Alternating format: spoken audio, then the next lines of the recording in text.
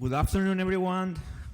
Thank you for your presence here in this meeting and this event called Article 6 Implementation and its integration to the Enhanced Transparency Framework on Article 13. This event is organized by the Ministry of Environment of Peru and the Initiative for Climate Action Transparency with the support of the Climate Promise Initiative of the United Nations Development Programme, UNDP.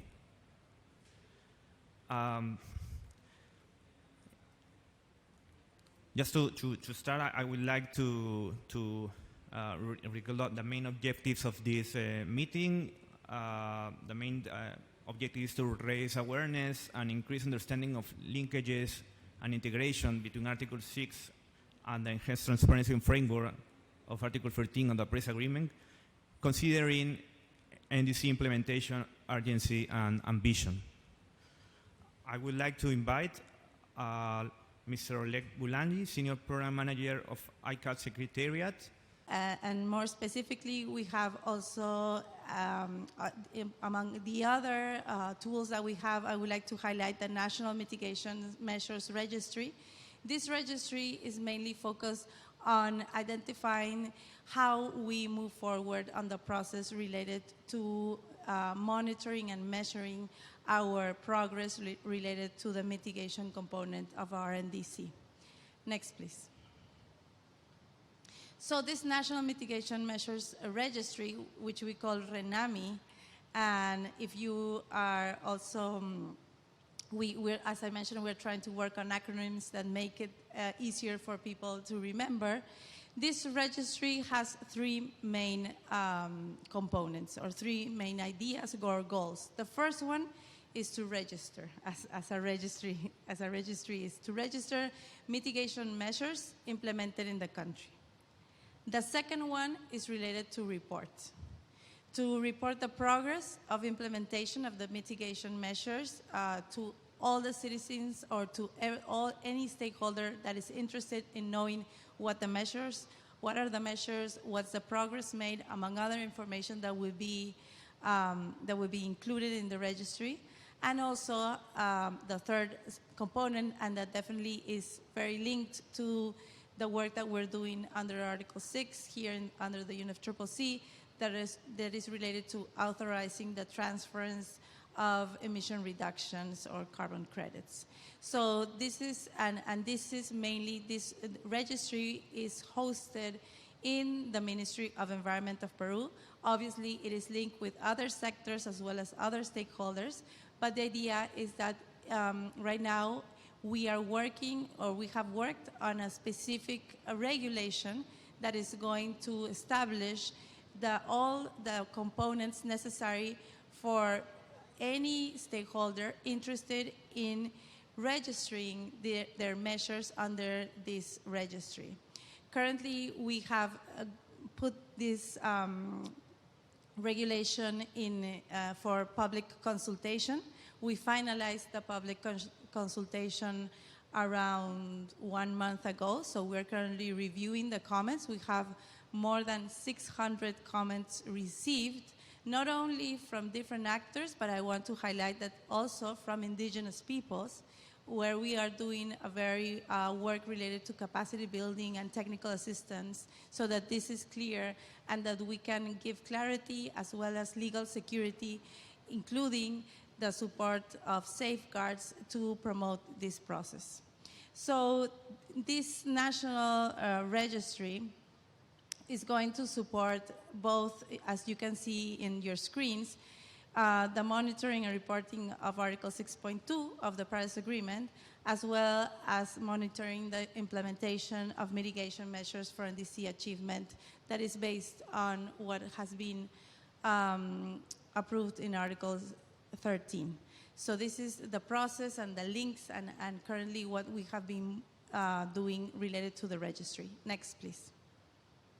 So around the linkages between Article 6 related to cooperative approaches and Article 13 and Enhanced Transparency Framework, this is this decision 18 CMA.1 that relates to this process is the one that is going to explain how these linkages are being established. And as I mentioned, this at a national level, because we have the UNFCCC process, but the idea is that how in different countries this is going to land at specific regulations. So we have this specifically, as I mentioned, in the registry of this is what we have to report, and this is based on the decision that we can see in the screen.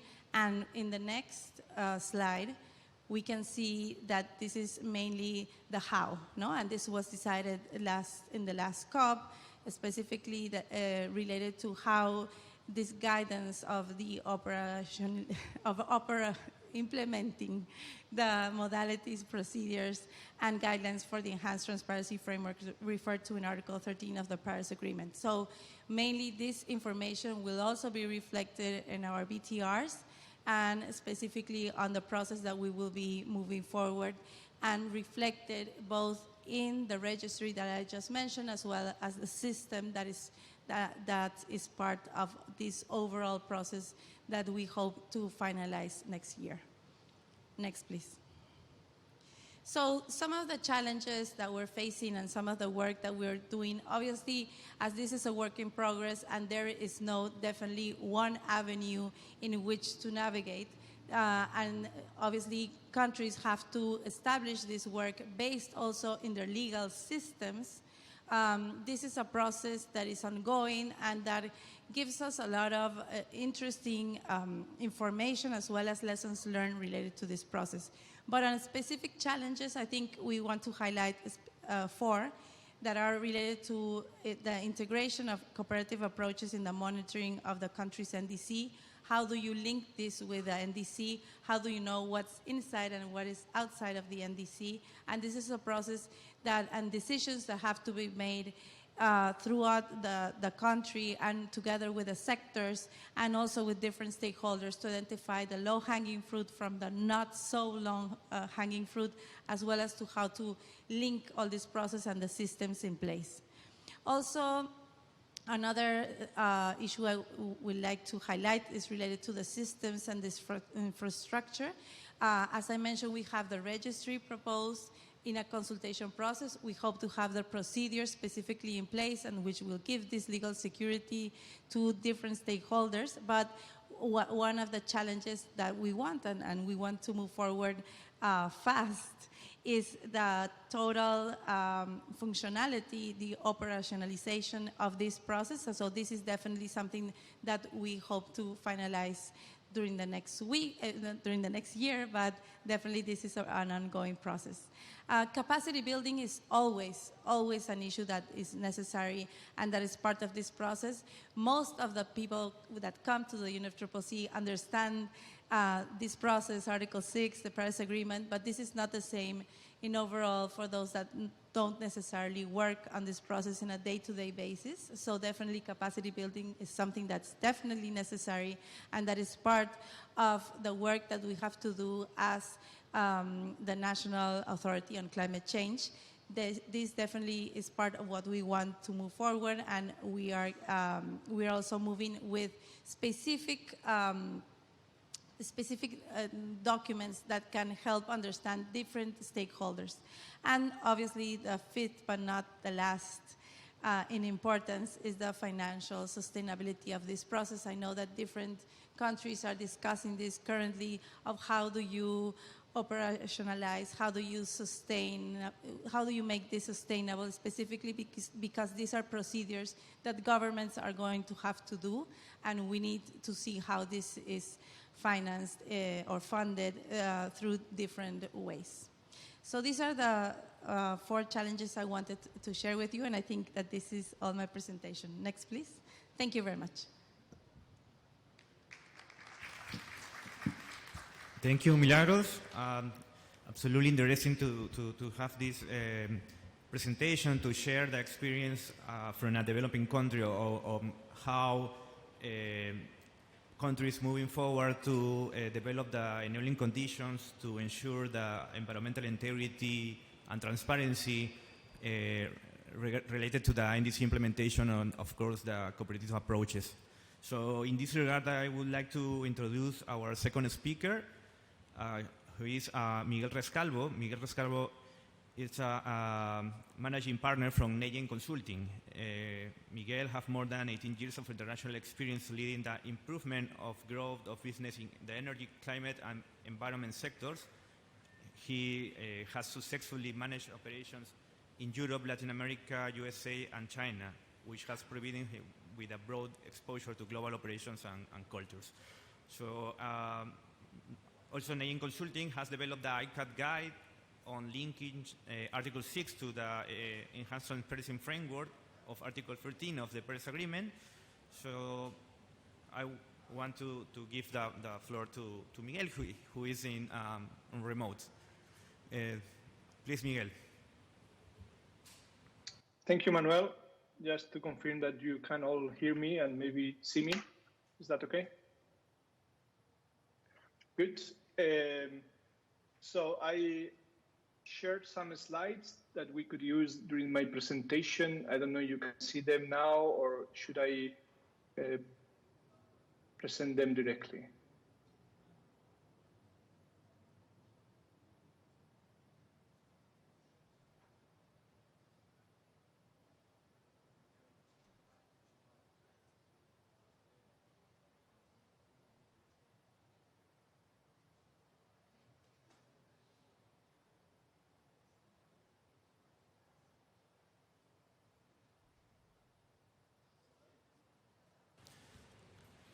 Just one minute. I think we had some technical issues.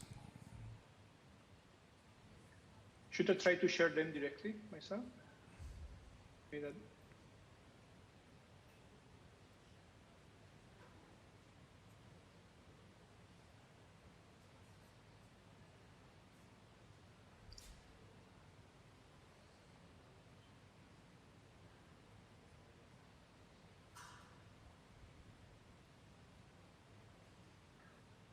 Okay, maybe we can go ahead with other slides, right? It may not be as easy as using slides, but we can give it a try. Let me try to share my desktop now, and if that doesn't work, okay, can you see it?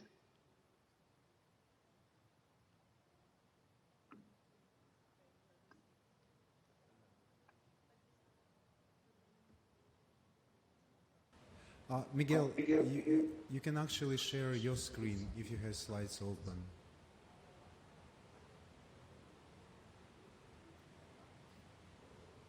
Okay, I'm sharing my screen. Can you see it?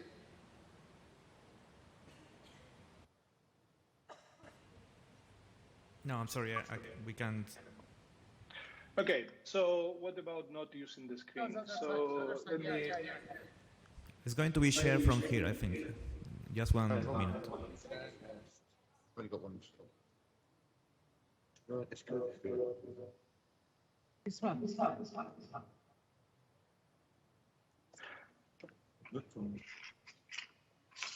Okay, so it's only a few minutes, right? So I'm sure we can, Milagros did a good introduction of the linkage between Article 6 and 13, so I can explain how the guide is structured and the main topics that we discuss in it. Okay, I can see now the first slide. Hopefully you can see it too. So first of all, let me say first, thank you to the Ministry of Environment of Peru and ICAT for organizing this event, and to ICAT for inviting me. As it was already mentioned, we have helped ICAT to develop a guide on the linkage between Article 6 and 13, specifically the importance of transparency as a key building block for advancing Article 6 operationalization. The guidebook link focuses on the interface between Article 6 and the Enhanced Transparency Framework under Article 6.13, and is structured in 5 different sections. First of all, it introduces the Paris Agreement to go them deeper on the description of the different cooperation alternatives under Article 6. It also describes those aiming at policymakers those key decisions they need to make towards the participation in Article 6, different approaches. And fourth section goes deeper in this linkage between transparency and Article 6, specifically transparency in the Paris Agreement carbon markets. And the final section gives a more detailed background on Article 16. Next slide, please. So the guide highlights the Paris Agreement bottom-up approach and provides an overview of the importance of this paradigm shift in how the international effort toward climate change are working and will work in the future. This is a very different approach to the top-down approach under the Kyoto Protocol, where most, if not all, was under the command and control of UNFCCC.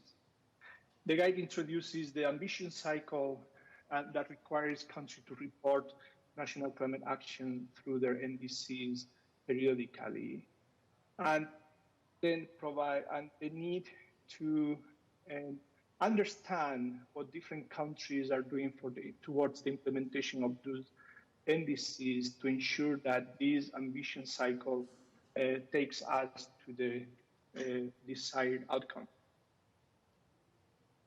Article 6, as you all know, promotes voluntary cooperation in the implementation of these NDCs to allow for higher ambition in the mitigation and adaptation actions of countries, at the same time that we promote sustainable development and environmental integrity. It's important to focus here, to say here that the focus, as you see, is in higher ambition and that the type of cooperation is not defined.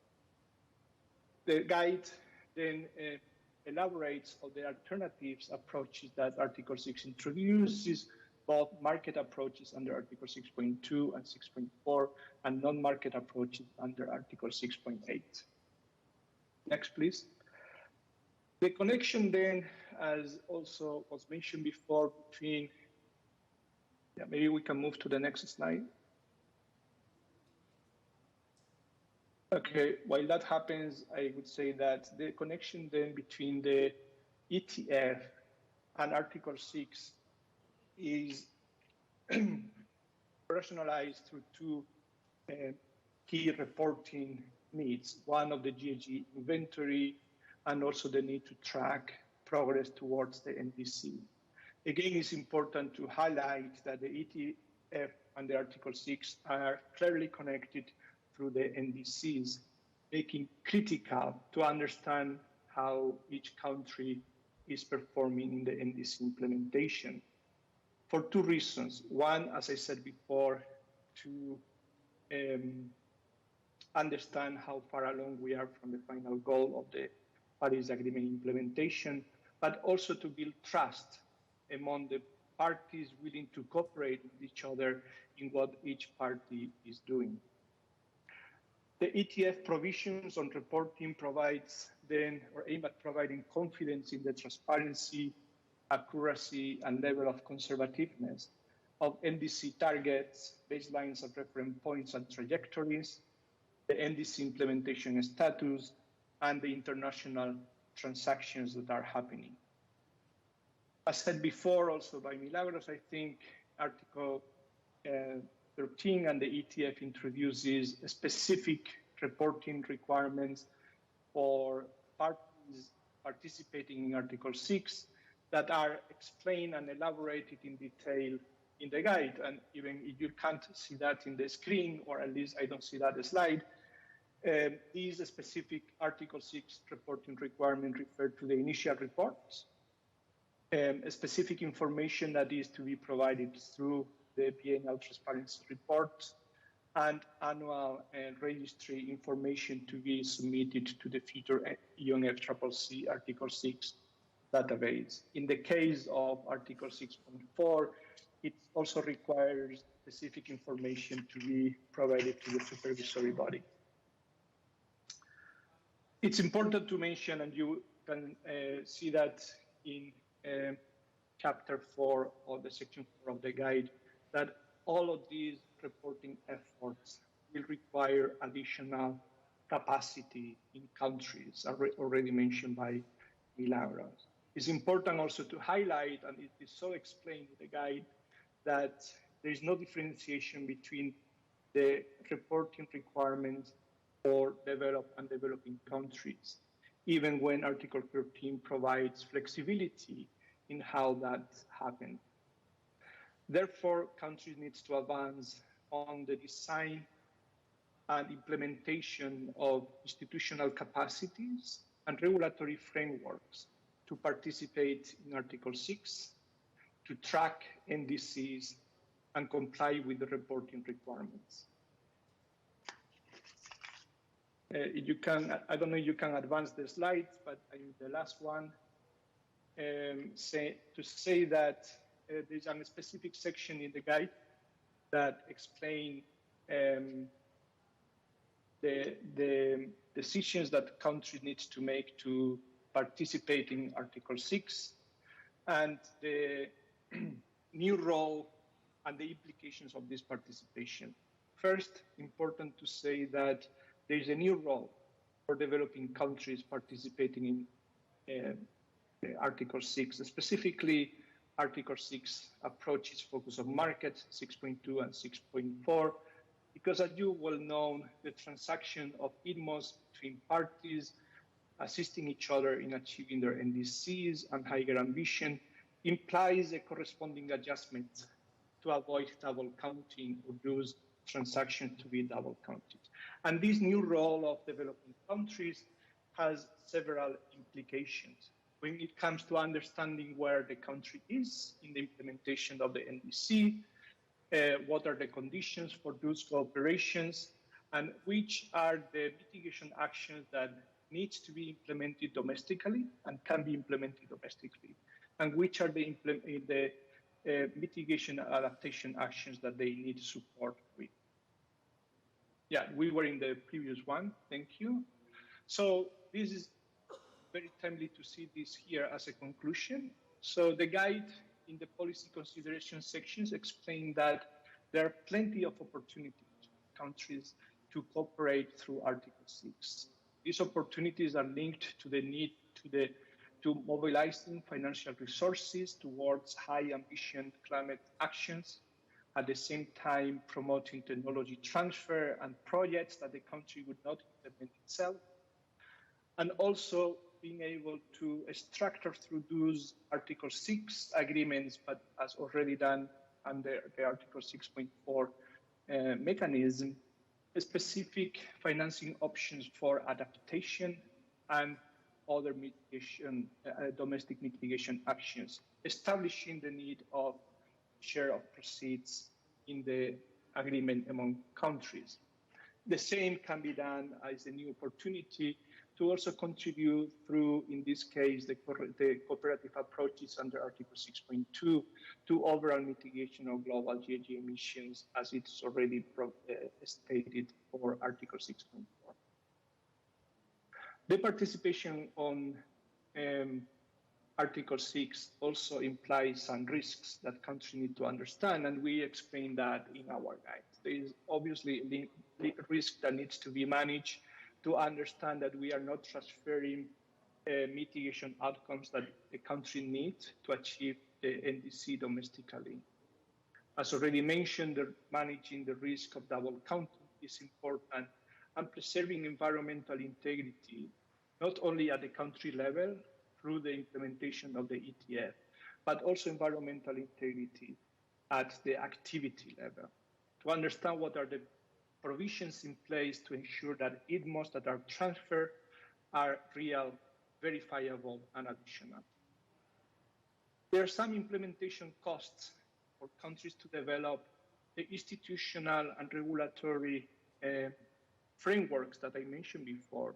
Also the infrastructure that Milagros referred to before, like a registry and others, that will imply the use of resources, human resources, and also technologies that has a cost, and that the country needs to ensure that are properly covered through the administrative fees and other support obtained to operationalize Article 6.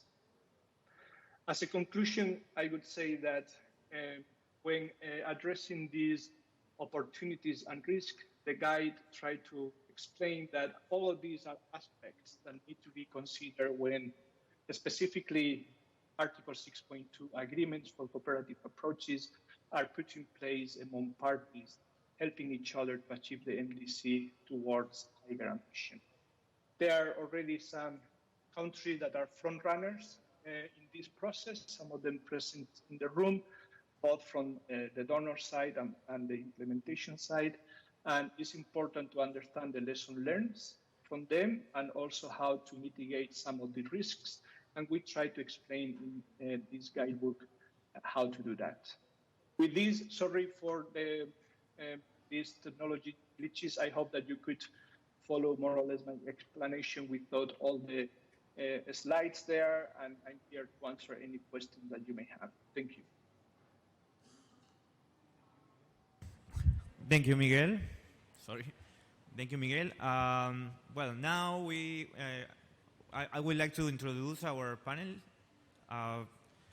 First of all, I want to introduce Veronica Elgar. Veronica Elgar is joined us in remote mode. Veronica is Deputy Head of International Climate Policy and Head of Bilateral Climate Agreements at the Swiss Federal Office for the Environment. In this role, Veronica Elgar has established Switzerland's bilateral Article 6 agreement, which pioneered the international transfer of mitigation outcomes at the standards of the Paris Agreement. Also, I would like to introduce Mr. Benedict Chia. Benedict is General Director of Climate Change from the National Climate Change Secretariat in the Prime Minister Office of Singapore. Prior to joining NCCS, Benedict worked on climate, sustainability, and energy in various government agencies such as the Ministry of Finance, Ministry of Trade and Industry, as well as the Ministry of Environment and Water Resources. Benedict has been actively involved in carbon markets work. He was the vice chair of the ICAO Technical Advisory Body, between other appointments. So, first of all, I would like to start with my first question for Veronica. If Veronica, you can hear us, my first question is, how the enhanced transparency framework contribute to ensure ambition and environmental integrity in the application of cooperative approaches? Thank you very much, and good afternoon to the COP. Can you hear me? Yes, we hear you well. Excellent. Well, thanks very much. It's a pleasure to join this panel together with all the partners, but our distinguished and well-established pioneering partner, Peru, on Article 6. Much appreciated.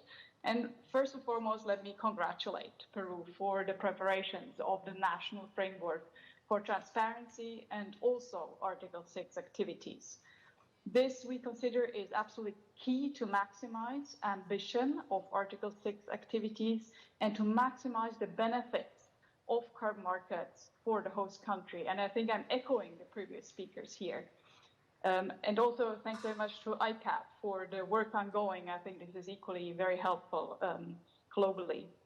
Let me unpack a little bit from our perspective why we consider such national frameworks to be key. Enhanced national frameworks and the transparency bit is an important component in this. Allow, from our experience, what we've learned so far, a strategic use for international carbon markets by the host countries. The host country can take informed decisions, can guide carbon finance into sectors and activities that are most beneficial to its economy and society. Synergies can be established between domestic climate action and carbon finance, and thereby enhancing the climate effect of the activities. And that, in fact, is not just in the interest of the host countries, in our view. It's beneficial for the global climate, and therefore also much appreciated from cooperating countries like Switzerland. So that's very much why we appreciate Peru's engagement here in the enhanced transparency framework. We consider it's key. And glad to see that happen. It is the basis for informed decision-making, and it is a driver for ambition. It also, from our view, ensures integrity into implementation of Article 6. So not just a decision how to engage, but also during implementation itself. The Paris Agreement very clearly sets up the spirit that each mitigation outcome, each ITMO, is only counted once. And the Enhanced Transparency Framework provides the necessary transparency, the necessary tracking to implement this. It also, in the connection with all mitigation activities ongoing, enables the host country to have a full overview of all mitigation activities for achieving NDC and beyond. And that it only helps to detect any potential double counting. It also makes any double claiming evident, which then can be addressed, again, to the benefit of the climate. So that is why I fully echo the previous speakers on the necessity and the benefit, the potential of connecting Article 6 activities in a national framework with all climate action. And we are very glad to see Peru again pioneering such national frameworks and sharing their experience and lessons learned here today. Thank you very much. Thank you, Veronica. So my second question is for Benedict. How do you see transparency benefiting participating countries as well as the carbon market in general? What role can transparency play? Thanks so much, Manuel, for the question. I think I want to start by first thanking the Ministry of Environment from Peru for inviting us to sit on this panel and to share our views. Maybe to start off, as background, we have been exploring Article 6 collaborations with Peru, and many of the things that I'm sharing also is being driven from the experience actually through this exploration process. So in terms of the question of what's the link between transparency and carbon markets activity, Article 13 and Article 16, right? Maybe our starting point would be, what are some of the outcomes that we hope to achieve from market collaborations itself? And one of the first outcomes, and probably one of the more important outcomes, is we see collaborative approaches under Article 6 as being a means to raise ambition overall. And transparency plays a critical part in that, in this effort to increase ambition. And I think, as Milagros has shown in her slides that she presented earlier, by actually laying out very clearly through a transparent manner what are the activities that lies within the NDC and what are the activities that lies above the NDC, it allows 6.2 activity to be channeled towards those that lies above NDC. And this ensures that whatever we do on Article 6 actually helps to enhance the overall ambition. We really want to avoid a situation where you're doing 6.2 for activities within NDC itself. The second area which we feel is very important about all our collaborations is the need for local community benefits, sustainable development goals to be met within the host country itself. And again, by ensuring that there's transparency on the sustainable development benefits that result as an outcome of the Article 6 collaborations, it incentivizes project developers, it incentivizes the private sector to try to maximize these benefits as far as possible. The market so far has been fairly responsive. I mean, from our experience, we noticed that projects that have significant sustainable development benefits, those whose sustainable development benefits are even third-party verified, generally tend to command a price premium within the carbon markets itself. And this aspect of transparency is critical because if you look back as to how carbon markets has worked in the past, there have been examples of projects which actually don't benefit the local community at all. It only benefits the project developer and the investor that's channeling resources into it. And this is something that we should avoid. And the fact that the Article 6 rules require transparency on the sustainable development benefits, I think it's critical to addressing this concern. The last area in which I think we hope to see significant benefits from our collaborations is on crowding in investments.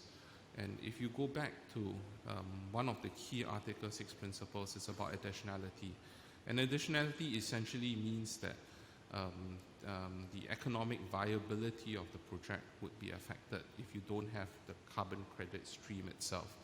And again, on a national basis, by being transparent in terms of what sort of activities you're doing on Article 6, actually it's a very clear signal to potential investors out there, which are the areas which could potentially be additional, which are the areas that would that you could actually crowd in investments. And I think it lays a very strong basis for additional efforts into such collaborative approaches itself.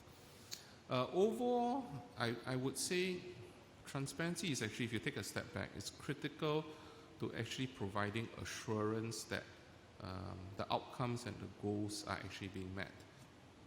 Carbon markets has not had a very positive reputation.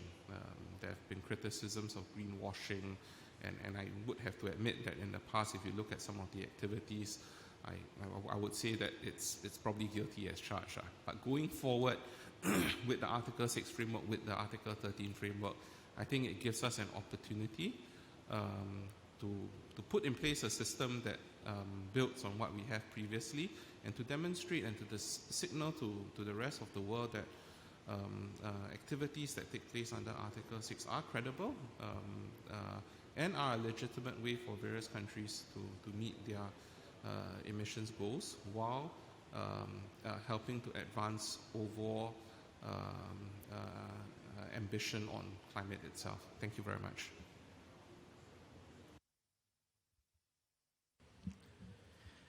Thank you, Benedict. Well, I would like to thank for our panelists and speakers. For the closing of this event, I want to invite for the closing remarks Ms. Catherine Diombala from the Climate Change Unit of the UNDP. Please, Catherine is a climate change technical specialist from the United Nations Development Program, UNDP. Catherine provides strategic guidance of the UNDP offer of national determined contributions and supports several countries to put in place policies, strategies, and coordination mechanisms that facilitate NDC implementation. So thank you, Catherine. I give you the floor. This is working, okay. I see you have a better view from here with all the screens and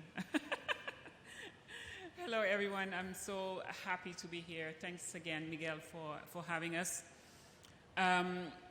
This session covers two topics that are really close to our heart and that are a backbone of the success of the Paris Agreement, combining Article 6, which is right now one of the most interesting topic in the COP, behind loss and damage, of course. If you look around, you'll see that all the sessions on Article 6 are fully packed. Everybody is interested. Everybody wants to talk about carbon markets in general and Article 6 in particular. So this session really brings together two specific areas that UNDP is also thinking about and working on. And we are so proud to be a long-time partner of the government of Peru. We have worked with Peru on the NDCs, the first one, the second one, on the RENAMI, on the GHG inventory, on the long-term strategy. So really happy to be part of this effort. But what makes it so exciting is that Peru has always been a pioneer in the climate change work that UNDP is supporting. And it's again showing leadership in this area.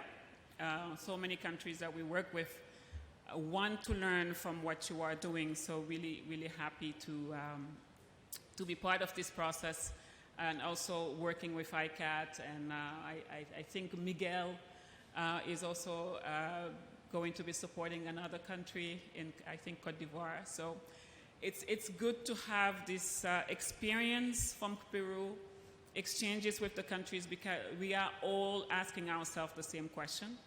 We are all facing the same challenges with these new processes that are not fully clarified by the UNFCCC processes. So always happy to see that some countries are taking the leadership and other countries can learn from them. And as UNDP and the Climate Promise, we are proud to be behind this. And thanks again, and congratulations to Peru. And I wish you all a successful COP. Thank you.